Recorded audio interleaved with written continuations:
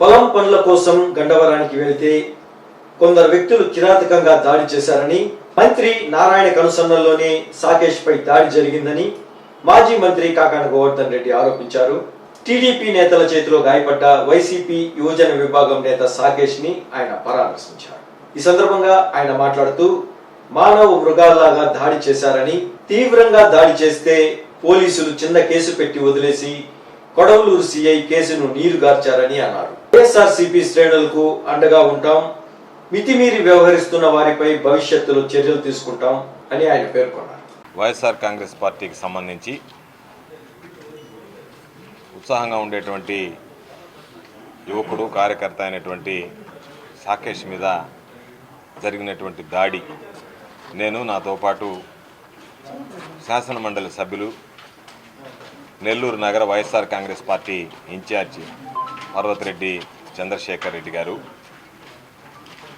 స్థానిక కార్పొరేటర్లు, ఇతర సీనియర్ నాయకులు, కార్యకర్తలు అందరం కలిసి సాకేష్ని పరామర్శించడానికి రావడం జరిగింది.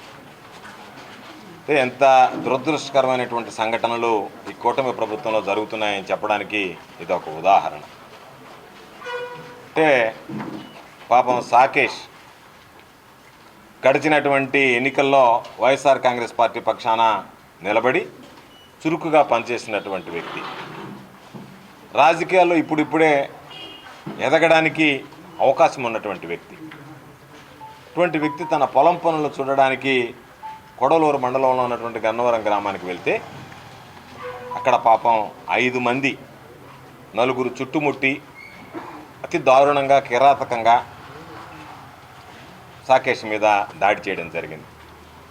ఈ ఫోటోలు చూస్తేనే హృదయ విదారకమైనటువంటి ఫోటోలు. పాపం దాడి ఏ స్థాయిలో జరిగింది అనేటువంటి దాని మీద ఈరోజు వచ్చి చూస్తే నిజంగా ఇవి మానవ మృగాలా తెలియనటువంటి పరిస్థితి. దాడి చేసినటువంటి వ్యక్తులు ఎంత పెద్ద పదాలు వాడినా సరే అవి చిన్నవే.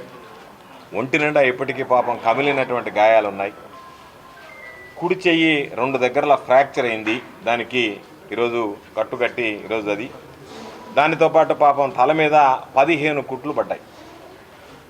తల మీద 15 కుట్లు పడితే, తీవ్రంగా దాడి చేస్తే, హతమార్చేందుకు ప్రయత్నం చేస్తే దానికి సంబంధించి పోలీసులు వేసినటువంటి సెక్షన్లు 324. అంటే ఇక మనిషి చనిపోయినా, మనిషిని చంపేసినా దాడి చేసి తెలుగుదేశం పార్టీకి సంబంధించినటువంటి వాళ్ళు, వైఎస్ఆర్ కాంగ్రెస్ పార్టీ వాళ్ళని చంపేసినా ఈబేటువంటి సెక్షన్లు ఏ విధంగా ఉంటాయనేటువంటిది ఈరోజు మనం ప్రత్యేకంగా చెప్పాల్సినటువంటి పని లేదు. కాబట్టి ఈరోజు ఇంత దారుణమైనటువంటి దాడి జరిగితే కేవలం తెలుగుదేశం పార్టీ నాయకులకు సరెండర్ కాలేదని, తెలుగుదేశం పార్టీ నాయకులకి జీ హుజూర్ అనలేదని, తెలుగుదేశం పార్టీ నాయకుల దగ్గరికి వెళ్ళి మోకరెళ్ళలేదని మేము ఈ విధంగా దాడులు చేస్తామని అంటే దానికి సంబంధించినటువంటి పోలీసులు వంతపాడతా నీరు గార్చేటువంటి సెక్షన్లు వేస్తే ఈరోజు జిల్లా ఎస్పీ గారికి ఒకటే చెప్తున్నాం, జరిగినటువంటి పొరపాటును సవరించండి. ఎవరైతే కొడవలూరు సిఐగా పనిచేసినటువంటి సురేంద్రబాబు ఎవరైతే ఈరోజు వెళ్ళి అయ్యా మాకు ప్రాణహాని ఉంది, మా మీద దాడి జరిగేటువంటి అవకాశం ఉంది అని చెప్పి పాపం వెళితే వాళ్ళని బూతులు తిట్టినటువంటి పరిస్థితి. కాబట్టి వెంటనే ఆ సిఐ మీద విచారణ జరిపించండి, సిఐ మీద చర్యలు తీసుకోండి.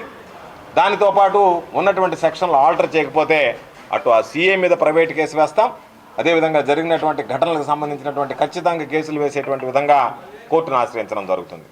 అందరూ గుర్తుంచుకోవాల్సింది, ఎవ్వరం గడిచి బతికినటువంటి వాళ్ళం లేమి సమాజంలో.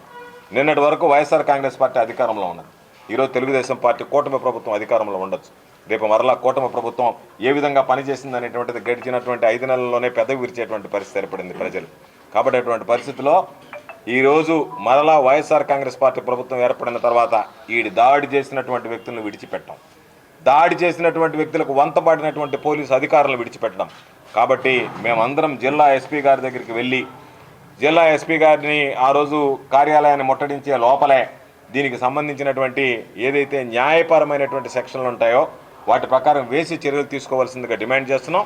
తప్పనిసరిగా వైఎస్ఆర్ కాంగ్రెస్ పార్టీ శ్రేణులకు అండగా నిలుస్తాం. ఈ జిల్లాకు సంబంధించి అన్నీ ఏదైతే ఉన్నాయో నమోదు చేసుకుంటున్నాం. వాటన్నిటి మీద కూడా రేపు వచ్చిన తర్వాత పరిశీలిస్తే అధికారులు ఉద్యోగాలు పోతాయి, అధికారులు జైళ్ళకు పోతారు. ఈరోజు చేసినటువంటి వాళ్ళకి ఎవరైతే మితిమీరి వ్యవహరిస్తున్నారో వాళ్ళందరికీ శిక్ష పడుతుంది. కాబట్టి ఈరోజు ఆలోచన చేయాల్సింది, మంత్రిగా ఉన్నటువంటి వ్యక్తి మంత్రిగా ఉన్నటువంటి వ్యక్తి నేతృత్వం వహిస్తున్నటువంటి ప్రాతినిధ్యం వహిస్తున్నటువంటి నెల్లూరు సిటీ నియోజకవర్గానికి సంబంధించి నీ కింద పనిచేసేటువంటి వాళ్ళు ఇటువంటి హేయమైనటువంటి దుందుడుకు చర్యలకి దాడులకి పాల్పడుతుంటే వాటిని ఖండించి ఏదైనా ఎక్కడ జరిగినా సరే దీన్ని జాగ్రత్తగా చూడండి అని చెప్పి ఇవ్వాల్సినటువంటి నువ్వు ఈరోజు దాన్ని పట్టించుకోకుండా నారాయణ గారు మీ ఇష్ట ప్రకారం మీరు చేయండి, వాళ్ళని తీసుకొచ్చి నాకు అప్పచెప్పండి, నాకు అప్పచెప్తే చాలు అన్నట్టుగా. రాజకీయాల్లో నారాయణ ఒకసారి ఓడిపోయాడు, ఒకసారి గెలిచాడు.